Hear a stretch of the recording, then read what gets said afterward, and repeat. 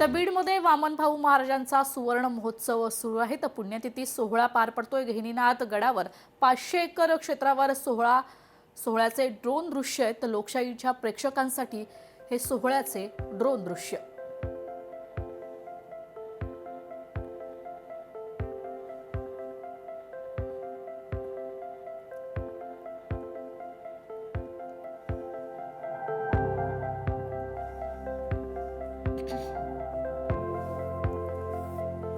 देवेंद्र फडणवीस साहेबांना बऱ्याच वेळा विनंती केलेली आहे की या दिंडीला ज्या ठिकाणी रस्ता नाही त्या ठिकाणी रस्ता करून द्यावा।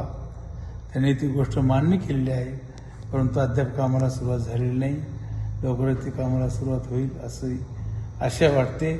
आणि एकूणच हा रोपा महोत्सवी वर्ष असल्यामुळं संपूर्ण मराठवाडा आणि परिसरातून पश्चिम महाराष्ट्रातून मोठ्या संख्येने लोक आलेले आहेत। या सप्ताहामध्ये अनेक मान्यवरांची कीर्तनं ठेवण्यात आलेली आहेत। एकूणच हा सोहळा दैदिप्यमान आणि राज्यातला प्रमुख जो सोहळा असतो त्यामध्ये या सोहळ्याची गणना होते। एवढ्या मोठ्या संख्येने लोक या सप्ताहाला येत असतात।